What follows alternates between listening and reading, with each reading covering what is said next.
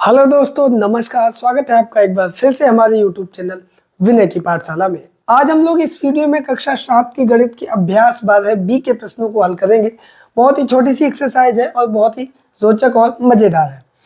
तो आइए देखते हैं सबसे पहले इस एक्सरसाइज के पहले प्रश्न को, और वो है कि आकृति 12.10 में, यानी कि इस आकृति में अंदर वाले आयत की लंबाई और चौड़ाई ज्ञात कीजिए। यहाँ पे दो आयत दिए हैं, ये अंदर वाला है और ये जो है ये बाहर वाला है। इन दोनों की लंबाई और चौड़ाई, तो यहाँ पे देखो बाहर वाले की लंबाई दी गई है 30 मीटर और चौड़ाई दी गई है 20 मीटर। तो हमें अंदर वाले की लंबाई और चौड़ाई ज्ञात करनी है। बहुत आसान है। तो अंदर वाले आयत की लंबाई क्या होगी? बाहर वाले की लंबाई कितनी है?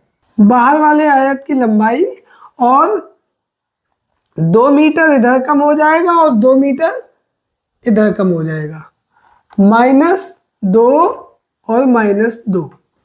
तो ये कितना हमारा आया निकल के? 30 - 4 यानी कि 26 मीटर। इसी प्रकार अंदर वाले आयत की चौड़ाई कितनी आएगी? तो वो बाहर वाले आयत की चौड़ाई कितनी है? 20 मीटर। बाहर वाले आयत की चौड़ाई माइनस ये 2 मीटर और ये 2 मीटर, दोनों तरफ से 2-2 मीटर कम होगा, तो -2 -2। तो ये 20 - 4 ये हमारा आएगा 16 मीटर। तो इस प्रकार से लंबाई आई हमारी 26 मीटर और चौड़ाई आई हमारी 16 मीटर। यही हमारा आंसर आ गया। चित्र में ये हमारी 26 मीटर लंबाई है और ये 16 मीटर हमारी चौड़ाई है। आई होप कि आप लोग समझ गए होंगे। दूसरे प्रश्न को देखते हैं। इसमें बाहर वाले आयत की लंबाई और चौड़ाई पूछ रहा है। तो देखो यहाँ पे अंदर वाले आयत की लंबाई और चौड़ाई दी गई है, तो क्या करेंगे? ये और ये दोनों को इसमें जोड़ेंगे। ठीक है, किस प्रकार से? देखो, बाहर वाले आयत की लंबाई बराबर अंदर वाले आयत की लंबाई प्लस ये 3 मीटर और इधर वाली भी 3 मीटर। तो ये हमारा आएगा 25 - 6 31 मीटर। इसी प्रकार बाहर वाले आयत की चौड़ाई, ये हमारी कितनी आएगी?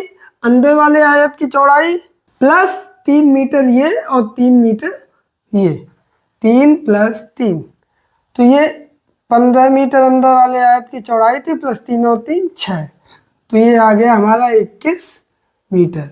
तो इस प्रकार से बाहर वाले आयत की चौड़ाई हुई 21 मीटर और लंबाई हुई 31 मीटर। यही हमारा आंसर आ गया। आई होप कि आप लोग इसे समझ गए होंगे।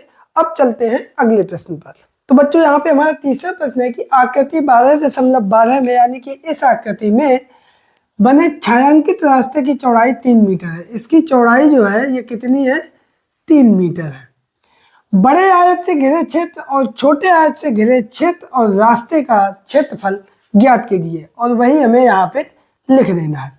तो सबसे पहले हम निकाल लेते हैं बड़े आयत का क्षेत्रफल, जिसकी लंबाई भी दी गई है और चौड़ाई भी दी गई है। तो लिख देंगे बड़े आयत का क्षेत्रफल बराबर, और क्षेत्रफल का सूत्र हमारा होता है लंबाई गुणे चौड़ाई।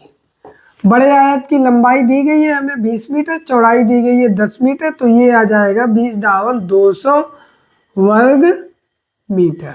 तो ये बड़े आयत से घिरे क्षेत्र का क्षेत्रफल सीधा सा हमारा यहाँ पे हम रिक्त स्थान में लिख देंगे 200, और मीटर की घात 2 आगे लिखा हुआ है। इसके बाद कह रहा है छोटे आयत से घिरे क्षेत्र का क्षेत्रफल। तो अब हम निकाल देंगे छोटे आयत का क्षेत्रफल। इसका भी सूत्र होता है लंबाई गुणे चौड़ाई। अब यहाँ पे छोटे आयत की लंबाई क्या होगी? ये देखो पूरी 20 है, 3 ये कम होगी, 3 ये कम होगी, तो यहाँ से छोटे आयत की लंबाई क्या होगी? कुल 20 - 3 -3, तो 20 - 6, तो ये आएगा 14 मीटर। लंबाई तो हो गई हमारी 14 मीटर। उसी प्रकार चौड़ाई जो है ये हमारी है 10 मीटर। तो जो बड़े आयत की चौड़ाई थी 10 मीटर, इसमें से 3 इधर का निकल जाएगा और 3 इधर का निकल जाएगा, 10 - 3 -3, तो 10 - 6 ये हमारा आया 4 मीटर।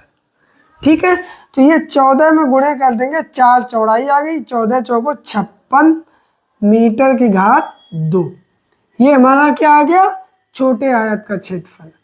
अब पूछ रहा है कि छायांकित रास्ते का क्षेत्रफल। तो बड़े आयत में से छोटे आयत का क्षेत्रफल घटा देंगे। अब लिख देंगे छायांकित रास्ते का क्षेत्रफल। तो ये हमारा आएगा बड़े आयत का क्षेत्रफल माइनस छोटे आयत का क्षेत्रफल। तो 200 माइनस 56, 200 में से 56 घटा दो, आएगा 144 मीटर की घात 2। और यही हमारा आ जाएगा छायांकित रास्ते का क्षेत्रफल। तो रिक्त स्थान में हम यहाँ पे 144 भर देंगे और यही हमारा आंसर आ जाएगा। आई होप कि आप लोग इसे बहुत अच्छे से समझ गए होंगे। अब चलते हैं अगले प्रश्न पर। तो बच्चों यहाँ पे हमारा अगला प्रश्न नंबर 4 दिया गया है कि एक हॉल की लंबाई 20 मीटर और चौड़ाई 8 मीटर है। ये माना कि एक हॉल है जिसकी लंबाई है 20 मीटर और चौड़ाई है 8 मीटर। अब कह रहा है इसकी दीवारों के चारों ओर फर्श में 2 मीटर चौड़ाई का संगमरमर लगा हुआ है। 2 मीटर चौड़ाई का अंदर हॉल में संगमरमर लगा है। ये चौड़ाई कितनी है? 2 मीटर। ये चौड़ाई कितनी है?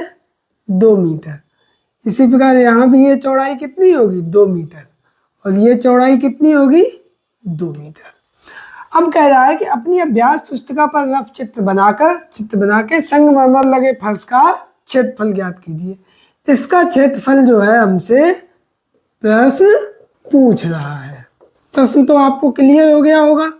तो सबसे पहले हम क्या करेंगे, जो बड़ा आयत था उसका क्षेत्रफल निकालेंगे और फिर ये जो अंदर का छोटा आयत था इसका क्षेत्रफल निकालेंगे और बड़े आयत के क्षेत्रफल में से छोटे आयत के क्षेत्रफल को घटा देंगे।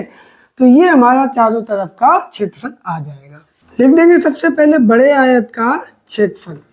तो इसकी लंबाई कितनी थी? कुल 20 मीटर और चौड़ाई कितनी थी? 8 मीटर। सूत्र था लंबाई गुणे चौड़ाई। तो ये 20 गुणे 8, तो 8 दूनी 16, 160 वर्ग मीटर। ये तो आ गया बड़े आयत का क्षेत्रफल। अब निकाल दो छोटे आयत, या इसको लिख दो अंदर के आयत का क्षेत्रफल। इसका भी सूत्र होता है लंबाई गुणे चौड़ाई। क्षेत्रफल का सूत्र तो वही रहेगा, लेकिन यहाँ पे लंबाई बदल जाएगी। अंदर के आयत की लंबाई क्या हो जाएगी? बाहर की थी 20, 2 ये कम हो जाएगी, 2 ये कम हो जाएगी, -2 -2, तो -4 कम हो जाएगी, 16 मीटर आएगी। इसी प्रकार अंदर के आयत की चौड़ाई, ये बाहर के आयत की चौड़ाई थी 8, 2 ये कम हो जाएगी, 2 ये कम हो जाएगी, तो 4 कम हो गई इसमें 8 में से, तो बचेगी 4 मीटर। तो इस प्रकार से लंबाई हमारी बची 16 मीटर और चौड़ाई बची 4 मीटर। 16 चौको 64 वर्ग मीटर। अब संगमरमर लगे फर्श का क्षेत्रफल निकाल दो।